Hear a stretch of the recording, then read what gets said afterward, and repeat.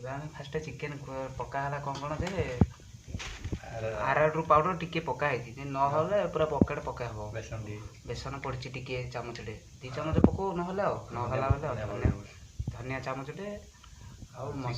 Chicken ମସଲା ଗରମ ମସଲା ଟିକେ ପଡ଼ିବ। ଗରମ ମସଲା ପକା ହବ ତାଙ୍କେ ଦେଖୁଛନ୍ତି କେତିକି ପକେଇଲା 1/4 ଚାମଚ ଗରମ ମସଲା 1/4 ଚାମଚ ଯଦି ନ ହେଉଛି ଡାବା ଖାଲି କରିବା ପକେଇଦେବା ଆଉ ନା ଇନ୍ତି ପକେଇଲେ ହବନି। ଭଲ ଯଦି ଛଣା ହେଲା ପରେ ଭଲ ନ ଲାଗିବ ସେଟା ତେଲିଆ ଲାଗିବ। ମର୍ଚଗୁଣ୍ଡ ଗାଣ୍ଡି ପଡ଼ିଲା ଯେ ପକ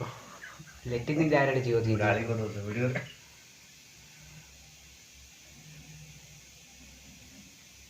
ଆଉ ଚନ୍ଦନ କଲର ଟାଣା ହେଇନି ସେ ଡବାରେ ଅଛି। ମୁଁ ଧରିକି ଆସିଛି। ହଳଦୀ ପାଉଡର ପକାଯାଏ। ହଳଦୀ ପାଉଡର ହଳଦିଆ ଡାବା ରଖା ହେଇଛି ଆମର ମ୍ୟାଚିଂ କରିକିରି ଯେ ଲୋକ ଜାଣିଛନ୍ତି କେତେ 1/4/4 1/2 ପନିର ପାଉଡର ମସଲା ପକା ହବ। ପନିର ପାଉଡରଟା ପନିର ମସଲା ପକା ହବନି। ଆରେ ଗୋଟେ କଲର ଦେଖିବ ତମର ଯୋଉ କଲର ଥିବ ସେତେ କଲର ଆମେ ପଡ଼ିବ। ୟୁଜ୍ କରୁଛୁ ଯଦି ନଥିବ ଚୂନ ଛଡ଼େଇକିରି ପକେଇବ। ଖଇନି ଚୂନ ଡାଇକି ଚିପୁ ନାହିଁ ଚିପିଲେ ବାହାରିବ ପତଳା ଝାଡ଼ା ହେଲା ଭଳିଆ ବାହାରିବ ତ ପାନ ତ ଆଉ ଏଇଟା ଆମର ହୋଲି ଫଗୁଡ଼ା ଥିଲା ବଞ୍ଚିଥିଲା ତ ପକା ହେଉଛି ଖଇନି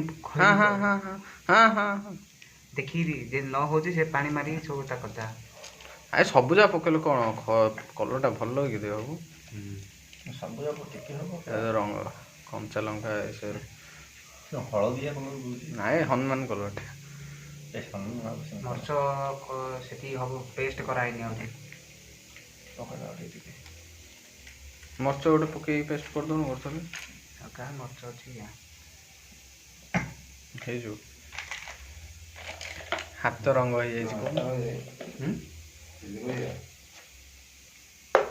ଚିଲି କରିବାରେ ମର୍ଚ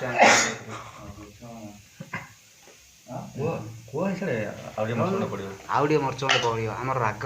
ଅନୁସାରେ ଟିକେ ଝାଡ଼ା ହେଇଯାଇଛି ପୁରା ଝାଡ଼ା ହେଇଯାଇଛି ପୁରା ସେଟା କ୍ଲିୟର ହବ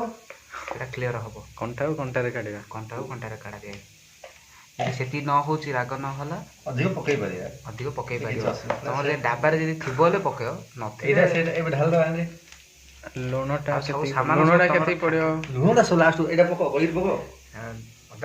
ଅଦା ଆଉ ରସୁଣ 4 କୋଳ ପକେଇବ ଯଦି ନ ହେଉଛି 2-3 କୋଳ ପକେଇବ କୋଳ ସବୁ ଖାଲି କରିଦେବ ଯାହାର ପକେଇବନି ଆଉ ଦେଖିବ ଆଉ ତଳେ ଯଦି ଚକି ଲାଗିଛି ହେଲେ ଜିରା ଟିକେ ହାତକୁ ଗାଡ଼ିକି ପକେଇବ ଜିରା ହାତରେ ପକେଇବ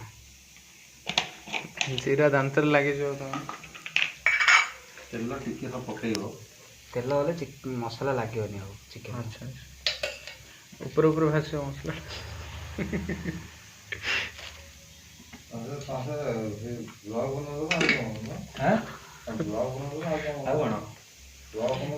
ଏବେ ମିକ୍ସଚର ଗ୍ରାଇଣ୍ଡିଙ୍ଗ କରି ପକା ହବ ବେଲେ ବହଳିଆ ଆସିବ।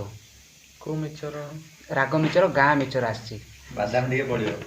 ବାଦାମ ମିକ୍ସଚର ଗ୍ଲୁକୋଜ ଡବା ରଖାଯାଇଛି ଆଉ ଚୁଡ଼ା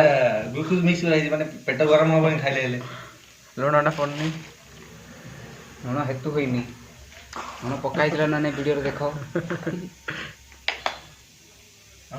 ଲୁଣ ମୁଁ 5 ଚାମଚ ନେଉଛି ଆପଣ ସ୍ୱାଦ ଅନୁସାରେ ପକେଇବେ ଆଉ ଟିକେ ଗେଲେ କି କୁହ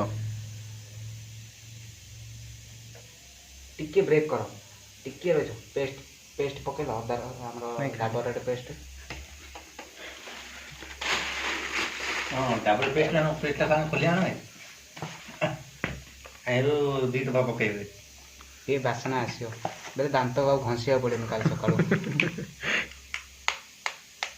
ଦେଖି ଅଣ୍ଡାରୁ ଧୀରେ ଭାଙ୍ଗିବ ବଡ଼ାଣି ଭାଙ୍ଗିଲେ ଫାଟିଯିବ ସେ ମଝିର ଦୋଷ ଏତେ ଔଷଧ ଯାହା କାଢ଼ିଦେବ ଝାଡ଼ିବ ନ ଲାଗିକି ରହିଯିବ ନ ଛାଡ଼ୁଛି ପାଣି ନ ଛାଡ଼ୁଛି ମାନେ ଏମିତି ପୋଛିବ ହାତରେ ଏମିତି ଜମେଇବ ନହେଲେ ସର୍ଫ ପାଣି କରି ପୋଛିକି ଧୋଇକି ପକେଇବ ତାପରେ ଆମେ ତାକୁ ଗୋଳାଇବା ମାନେ କରିବା ଗାଧେଇବ ଆଉ ସାବୁନ ପକେଇଛ ଆଉ ସେ ଡାଲି କ'ଣ ହେଲାଣି ଡାଲି ଫୁଟିଯିବ ଯେ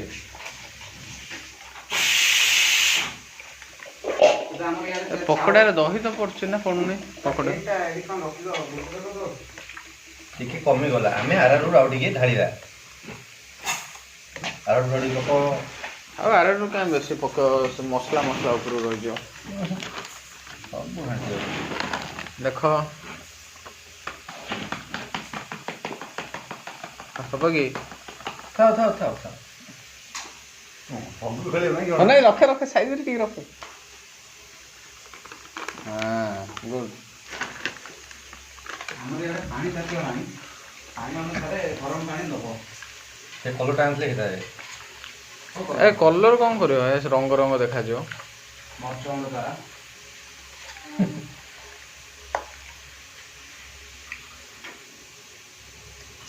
କାକରା ପିଠା ହେଲେ ଗୋଲ କରିଦେବ ପୁରା ନେକ୍ସଟ ସଣ୍ଡେରେ ଦୋକାନ ଖୋଲିଦେବା ଆମର ଜାଗା ନାଁଟା କହିଦିଅ ଚୌଦ୍ୱାର କୋଟାଲି ଦୋକାନ ଅଛି ଭିଡ଼ିଓ କ'ଣ କରିଦେବେନି ନା ଭିଡ଼ିଓ ଚାଲିଛି ଚୌଦ୍ୱାର ମୋ ମୁହଁ ଦେଖ ନବୁ ଚିହ୍ନି ଦେଉଥିଲେ ଚୌଦ୍ୱାର କୋଟାଲି ତାପରେ ହାଉସ୍ ନମ୍ବର 61/62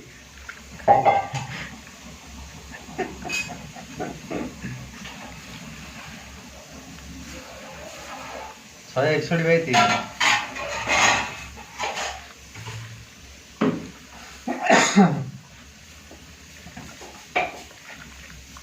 ହାତର ବାଳ ତ ଖସିକି ପଡ଼ିବ ତାହେଲେ ସେଇଟା ଭିଟାମିନ୍ ସି ମିଳିବ ନା ରଖିଦେବ ନା ରଖିବନି ଢାଳିବା ପରା ଆଉ ଟିକେ ନାଇଁ ମରିଚ ଗୁଣ୍ଡ ପକେଇଲ ପରା ଲୁଣ ଆଉ ଟିକେ ପଡ଼ିଥାନ୍ତା ଚାଖିଦେଇ ମୁଁ ଚାଖିଦେଇ ଲୁଣ ଗୋଟେ ଛାଣିଲା ତାକୁ ଗୋଟେ ପେଷ୍ଟ ଦିଅ ଚାଖିବ ସେ ପିସ୍ ନାହିଁ ସେ ପେଷ୍ଟ ଲାଗି ଚାଖିବା କଥା ଆଉ